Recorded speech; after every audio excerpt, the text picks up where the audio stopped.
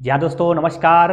मैं आपके बीच में उपस्थित हूँ ज्योग्राफी के क्लासेस को लेकर। और मैं बता दूं कि हमारी लास्ट क्लासेस जो गई थी वह 34 नंबर पार्ट 34 के नाम से गई हुई थी दोस्तों।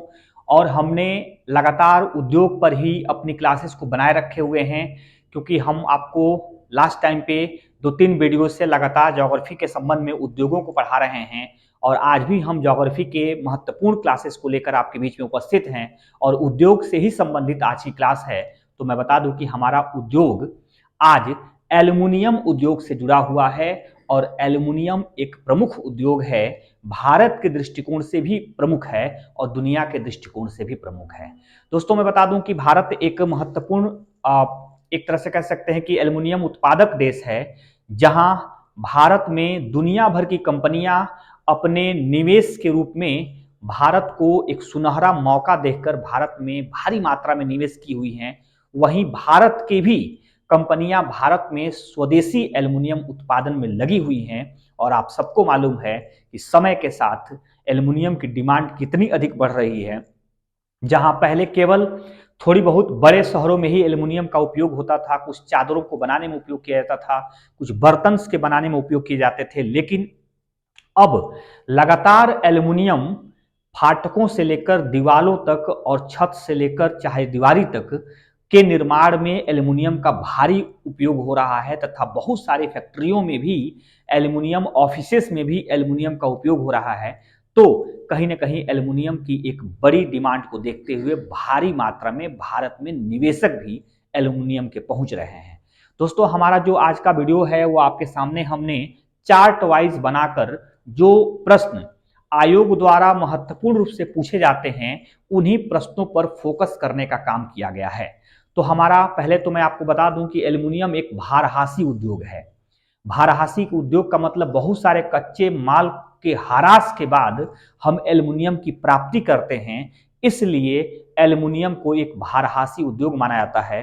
अगर यह हम बात कहें कि 1 टन एल्युमिनियम बनाने के लिए, दोस्तों ध्यानपूर्वक सुन लीजिएगा, 1 टन एल्युमिनियम बनाने के लिए कम से कम जो कच्चे माल के रूप में उपयोग होता है उसमें 5 टन बॉक्साइट उपयोग किया जाता है, 0.5 टन चूना पत्थर का उपयोग होता है, 0.3 टन सोडा इत्यादि का उपयोग होता है, जो कास्टिक सोडा कहा जाता है उसका उपयोग होता है।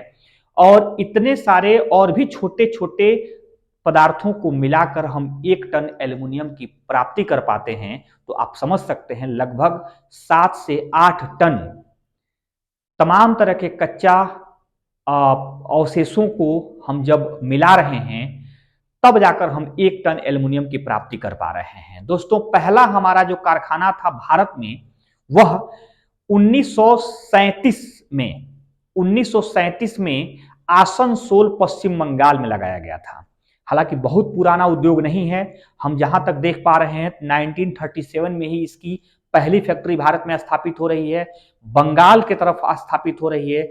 आप अब थोड़ा सा जरूर से ध्यान देंगे कि हम जब भी पढ़ाते हैं तो बहुत सारे ओरिजिन बंगाल से पढ़ाते हैं, क्योंकि हमारे इतिहास में बंगाल एक प्रारंभिक अवस्थाओं का एक राज्य रहा है। हर चीज बंगाल से और ज्यादातर चीज बंगाल से प्रारंभ हुई है। तो हम एल्युमिनियम उत्पादन भी बंगाल से ही प्रारंभ कर रहे हैं, यह भी बात आपको याद रखनी होगी।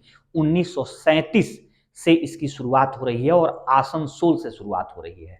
लेकिन अब हम पहुंचते हैं, हालांकि एक लाइन और मैं इसमें जोड़ दूं कि दुनिया भर के देशों में जो एल्युमिनियम उत्पादक बड़े देश हैं उसमें आज भारत दुनिया का 8वां सबसे बड़ा उत्पादक देश बना हुआ है एल्युमिनियम की बात करें तो। अर्थात भारत से मात्र 7 ही ऐसे देश हैं जो अधिक एल्युमिनियम उत्पादन करते हैं, हम 8वें नंबर पे हैं। लेकिन दोस्तों जो प्रश्न आयोग पूछता है वो ये पूछता है कि कौन सा फैक्ट्री किस देश के सहयोग से लगाई गई है, कौन सी फैक्ट्री किस स्थान पर लगाई गई है, किस फैक्ट्री को बॉक्साइट कहां से प्राप्त होता है और कौन सी फैक्ट्री कहां से विद्युत ऊर्जा की प्राप्ति करती है। इन्हीं बातों पर ज्यादा आयोग का फोकस रहता है और वही बात हम आपको अलग करते हुए एक चार्ट के रूप में बताने का प्रयास कर रहे हैं कि कौन सी फैक्ट्री कहां पे लगी हुई है। तो दोस्तों हमारी पहली फैक्ट्री देख लीजिए, और पहली फैक्ट्री है नालको नाम से एक फैक्ट्री है, नालको। और नालको फैक्ट्री कहां पे है? यह कोरापुट दामनजोड़ी में है और यह स्थान उड़ीसा राज्य में है। उड़ीसा राज्य में नालको फैक्ट्री की स्थापना की गई है और नालको फ्रांस के सहयोग से स्थापित फैक्ट्री है। याद रखेंगे, नालको फ्रांस के सहयोग से स्थापित फैक्ट्री है भारत में कंपनी, और ये जो बॉक्साइट प्राप्त करती है कच्चा माल के रूप में, उसे भारी मात्रा में बॉक्साइट की जरूरत होती है, तो वह बॉक्साइट पूर्वी घाट से प्राप्त करती है। यदि आप ज्योग्राफी हमारे पढ़े होंगे तो पूर्वी घाट पश्चिमी घाट को हमने बाकायदा चित्रात्मक रूप से बताया था कि भारत का पूर्वी घाट किधर है और पूर्वी घाट पर ज्यादातर बॉक्साइट की प्राप्ति होती है। उसी पूर्वी घाट से नालको नामक फैक्ट्री बॉक्साइट की प्राप्ति करती है और जो उसको विद्युत मिलता है, हालांकि ये उड़ीसा में है और उड़ीसा में हीराकुड जल विद्युत परियोजना है, उसी परियोजना से इसको विद्युत दी जाती है। ये तो इंपॉर्टेंट बात है, लेकिन सबसे इंपॉर्टेंट बात यह है कि भारत में जितनी भी फैक्ट्रियां हैं एल्युमिनियम की, उन सब फैक्ट्रियों में सबसे बड़ी एल्युमिनियम की फैक्ट्री है नालको, और सिर्फ भारत की नहीं बल्कि पूरे एशिया की सबसे बड़ी एल्युमिनियम फैक्ट्री है नालको। तो नालको दोस्तों फ्रांस के सहयोग से लिया गया है, और आप याद रखेंगे कि फ्रांस के सहयोग से भारत में जो कुछ भी हुआ है लगभग वो बहुत बड़ा हुआ है, सबसे बड़ा हुआ है। जैसे एग्जांपल के तौर पे आपको बताऊं कि फ्रांस से ही या फ्रांस के सहयोग से ही भारत के महाराष्ट्र के जैतापुर में एक परमाणु विद्युत संयंत्र लगाया जा रहा है, जिसकी मानक क्षमता दुनिया की सबसे बड़े परमाणु विद्युत संयंत्र के रूप में मानी जा रही है। दोस्तों फ्रांस से ही हम रफाल नामक लड़ाकू विमान लिए हैं, उसे भी दुनिया की सबसे ताकतवर लड़ाकू विमान की श्रेणी में रखा जाता है। दोस्तों फ्रांस के ही इंजीनियरों के सहयोग से भारत में दुनिया की सबसे ऊंची पुल बनाई जा रही है, जो झेलम नदी बनाई जा रही है। रेलवे पुल बनाया जा रहा है, 359 मीटर की ऊंचाई पर स्थित यह दुनिया की सबसे ऊंची पुल होगी। यह भी फ्रांस के इंजीनियरों के सहयोग से बनाया जा रहा है। दोस्तों अगर बात करूं कि उत्तर प्रदेश में सबसे बड़े जो सौर ऊर्जा का केंद्र स्थापित किया जा रहा है, वो भी फ्रांस के सहयोग से किया जा रहा है। और भारत में एल्युमिनियम की फैक्ट्री भी फ्रांस, जो दुनिया की एशिया की सबसे बड़ी फैक्ट्री हो रही है और भारत की भी सबसे बड़ी फैक्ट्री है, वह भी फ्रांस के सहयोग से स्थापित हो रहा है। तो दोस्तों आपको याद रखना होगा कि भारत में एल्युमिनियम की फैक्ट्री नालको भी फ्रांस के ही सहयोग से स्थापित भारत की सबसे बड़ी एल्युमिनियम फैक्ट्री है। दोस्तों नेक्स्ट और दूसरा हम देखते हैं, तो दूसरा हमारा कह रहा है बाल्को। नालको के बाद बाल्को, और बाल्को जो है करीबा में है। दोस्तों करीबा जो है वो छत्तीसगढ़ में है, करीबा छत्तीसगढ़ में है, यह बात आपको याद रखनी होगी। और यह बाल्को सोवियत संघ से के सहयोग से संचालित होता है। बाल्को फैक्ट्री जो है एल्युमिनियम की सोवियत संघ से संचालित होती है। आपको मालूम होगा कि सोवियत संघ से भारत में बहुत सारे स्टील प्लांट की भी स्थापना की गई है, जिसमें छत्तीसगढ़ में ही भिलाई नामक स्टील प्लांट, उसे भी सोवियत संघ के ही सहयोग से चलाया जाता है, जबकि यहां बाल्को में भी सोवियत संघ के सहयोग से ही संचालन प्रारंभ हुआ है।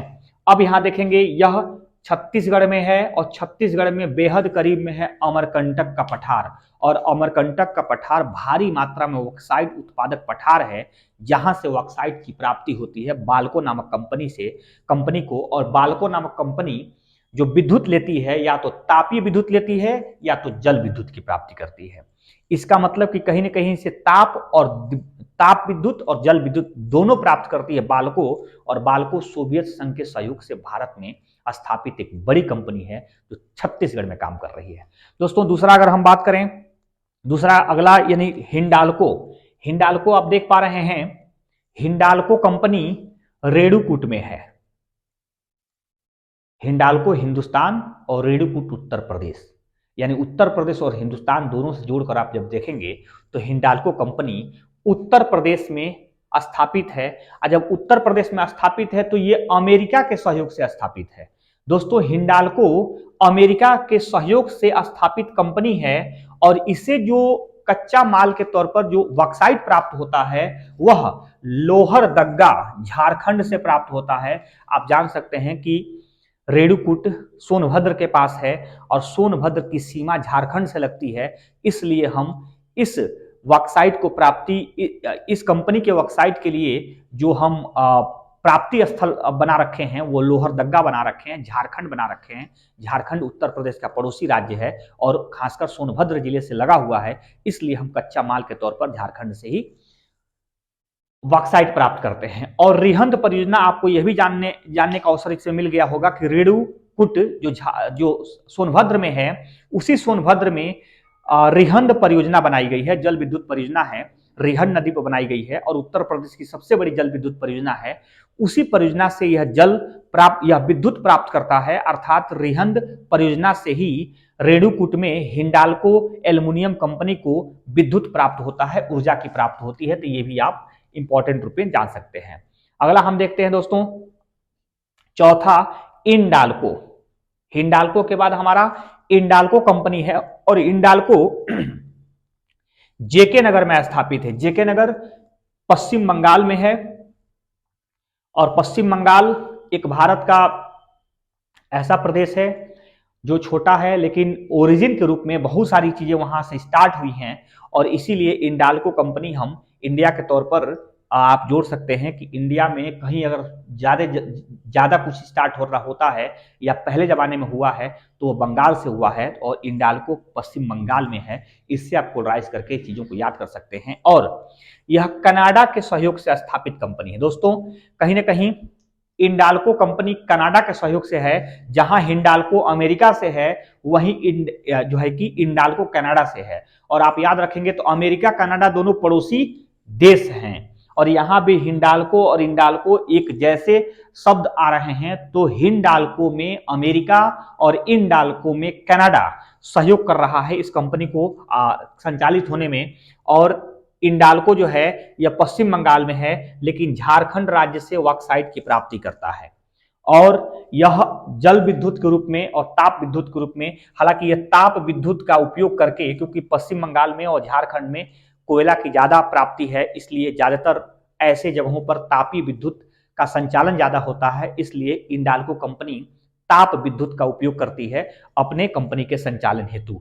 अब दोस्तों सेकंड लास्ट क्या कहता है, माल्को। माल्को भी एक इंपॉर्टेंट कंपनी है और माल्को इसलिए इंपॉर्टेंट कंपनी है, हालांकि यहां पहले देख लीजिए मैटूर जिसे सलेम कहते हैं और चेन्नई के पास में है सलेम, उसी जगह पर इस कंपनी का स्थापना हुई है और ये तमिलनाडु राज्य में कंपनी है। दोस्तों, माल्को तमिलनाडु में है और इटली के सहयोग से यह काम कर रही है। माल्को कहां से के सहयोग से कर रही है, इटली के सहयोग से कर रही है। और सबसे बड़ी बात इसकी यह है कि जहां भारत में सबसे अधिक बॉक्साइट की प्राप्ति होती है जिस स्थान से, उसी स्थान से यह बॉक्साइट लेते भी हैं और वो जगह है सेवराय और जावेदी। जवादी जो है और सेवराय, ये दोनों पहाड़ियां भी हैं, तमिलनाडु की छोटी पहाड़ियां हैं, लेकिन इन पहाड़ियों में सर्वाधिक मात्रा में बॉक्साइट की प्राप्ति होती है और उसी पहाड़ी क्षेत्रों से ही सलेम नामक स्थान पर जो काम कर रही है कंपनी, इसका माल्को नाम है, वह इटली के सहयोग से यह कंपनी काम कर रही है। दोस्तों, अगर यूरोप में इटली खोजने जाएंगे तो दक्षिण में इटली है और भारत में भी इटली द्वारा स्थापित माल्को खोजने जाएंगे तो वो भी दक्षिण में तमिलनाडु में पाएंगे। तो दोनों का आप संबंध जोड़ सकते हैं, यूरोप में इटली दक्षिण में है और भारत में तमिलनाडु दक्षिण में है। भारत में तमिलनाडु में जो काम कर रही है इटली के सहयोग से वो माल्को है और माल्को इटली के सहयोग से जो है कि चल रही है और यह जल विद्युत की प्राप्ति करता है। अब देखेंगे तमिलनाडु में बहुत सारे जल विद्युत परियोजनाएं हैं, क्योंकि दक्षिण भारत में बहुत सारी जल विद्युत परियोजनाओं का निर्माण किया गया है और इसलिए किया गया है क्योंकि तमिलनाडु में ज्यादा वर्षा देखने को मिलती है, दक्षिण भारत में अधिक वर्षा देखने को मिलती है। दक्षिण भारत में जो जलप्रपात अधिक देखने को मिलते हैं और ज्यादातर जलप्रपात को हम लोग विद्युत ऊर्जा के रूप में उपयोग में लाते हैं, इसलिए भी माल्को जो कंपनी है वह जल विद्युत की प्राप्ति करती है। यह भी आप ध्यान रखेंगे, बस इस बात का ध्यान रखेंगे कि जल विद्युत तो प्राप्त करती है, लेकिन वहीं पर सेवराय और जावेदी नामक पहाड़ियों से यह बॉक्साइट की प्राप्त करती है जो इटली के सहयोग से संचालित हो रही है। अब हम लास्ट में देख सकते हैं वेदांता। दोस्तों, इसका थोड़ा हट के नाम है वेदांता और वेदांता जो है यह झारसुगड़ा में स्टेबल कंपनी है। झारसुगड़ा कहां है, तो झारखंड में है। झारसुगड़ा कहां है, झारखंड में है और ये जर्मनी के सहयोग से स्थापित कंपनी है।